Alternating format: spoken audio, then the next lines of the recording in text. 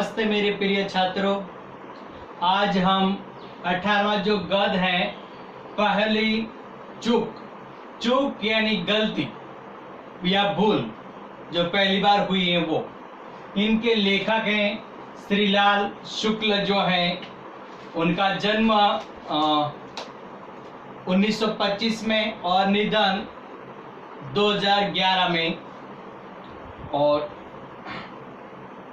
इस तौर पर कवि अपनी जो बात बताते हुए ये कहते हैं कि कल्पना के गांव और वास्तविक गांव में जमीन आसमान का फर्क होता है। कुछ शहरी लोग फिल्मों में दर्शाए हुए और पुस्तक में लिखे गए गांव के आकर्षण दृश्यों को और वर्णनों में प्रभावित होकर गांव में रहकर खेती करने का जो निश्चय करते हैं, उनकी बात इस गद्य में बताई गई है। पर वहां की वास्तविकता से सामने होने पर उनका मोह भंग हो जाता है और वे हंसी के पात्र बन जाते हैं कभी कभी, और जरा सा भी मेहनत करने पर थक जाते हैं और ना समझ बन जाते हैं। जो पहले फिल्मों में देखते थे और जो पहले वर्णन करते किताबें पढ़ी हुई, लेकिन वाकई जब शहर में से छोड़कर गांव में चला जाता है तब उनको पता चलता है कि वाकई वास्तविक क्या होता है गांव। और अंत में शहर का जो रास्ता पकड़ लेते हैं लेखक की यहाँ पर बात बताई गई है।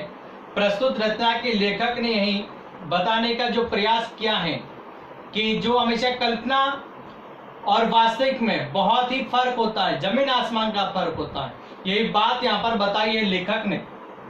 और इस गद्य में कुछ नवागत शब्द इस तरह से है कि चाकरी, चाकरी यानी कि नौकरी, निदान यानी अंतिम, कुदरत यानी प्रकृति, जाहिल यानी मूर्ख।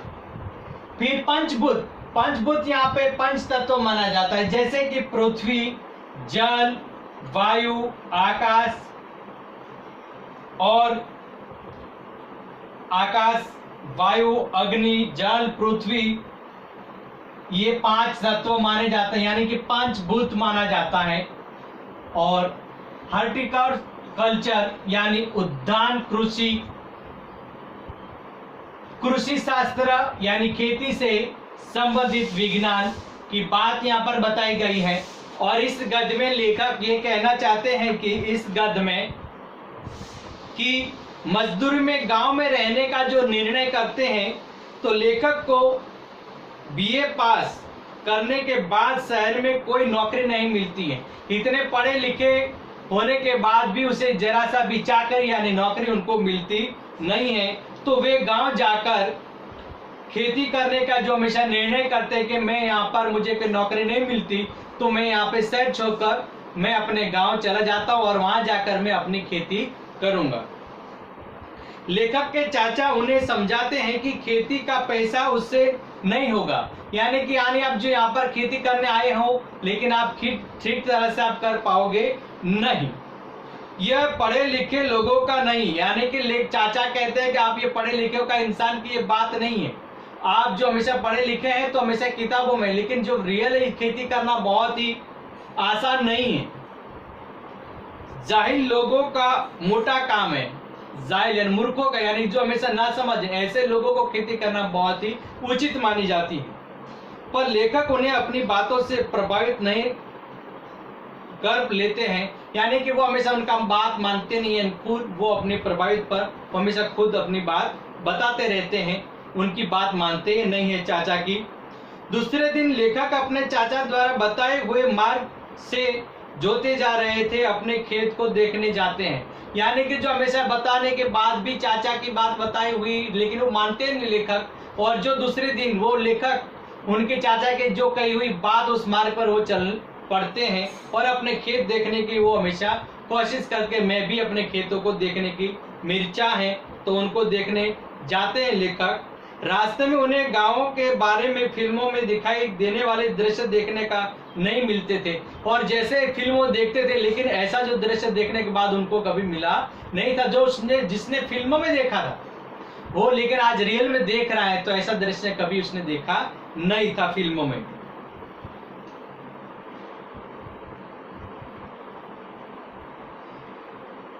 तो उन्हें देहांत बड़ी निराश होती है, बहुत ही उनको निराश हो जाता है। जैसे उसने देखा था लेकिन उनको फिर निराश हो जाता है, जैसा दृश्य पहले देखा था आज रियल वास्तव में देखता है तो बहुत निराश हो जाता है।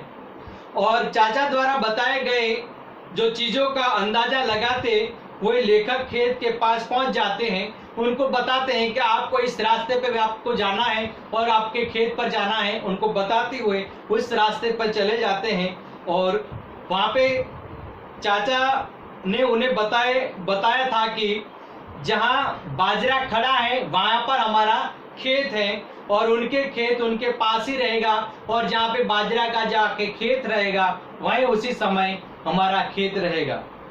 लेखक वहां खड़े होकर किसान से पूछते हैं, आगे चलने के बाद वहां के किसान एक खेत में थे, वहां पर उनके जाकर उससे पूछते हैं कि आपका नाम बाजरा तो नहीं है? यानी उससे पूछते हैं, जो किसान थे उसके कहते आपका नाम तो बाजरा तो नहीं है? किसान सुनकर अचंभित रह जाते हैं, उनको बहुत ही अचरज लगता है कि ये सब मुझे इसने बताया, और कहता है कि उसका नाम तो रामचरण है, मेरा नाम तो ना रामचरण है, मेरा नाम बाजरा है नहीं।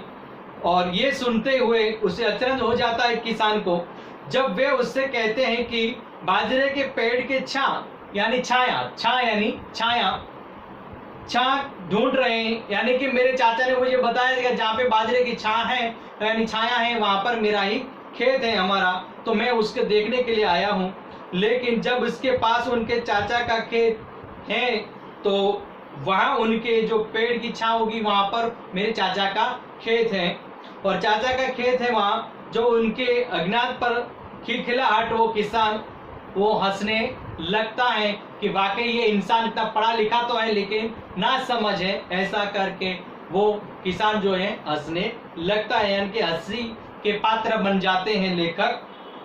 शहर के बारे में बार बार जो चक्कर लगाने की जो कोशिश करते हैं, यानी कि इसलिए कि जो लेखक को खेती से संबंधित जो बहुत सारी जो चीजें थी उसमें खाद है, हल है, सिंचाई की पाइप है, फिर कीटाणुनाशक जो दवाइयाँ आदि को खरीदने के लिए और कृषि विभाग के कर्मचारी की शिकायत करने के लिए वो शहर जाना पड़ता था उसे, और इसके चक्कर में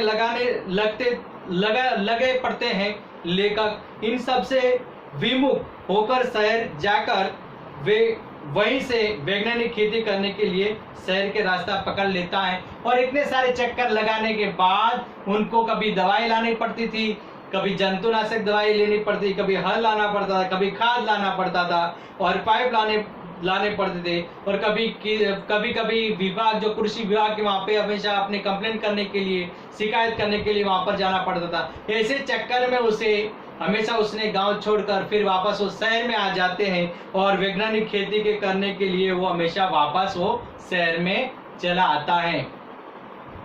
तो यानी कि जो पहले उसने चूक थी वो हमेशा उनको समझ में आती है, और फिर बाद में दूसरी मेरी गलती होगी नहीं, ये लेखक उसके मन में रहता है।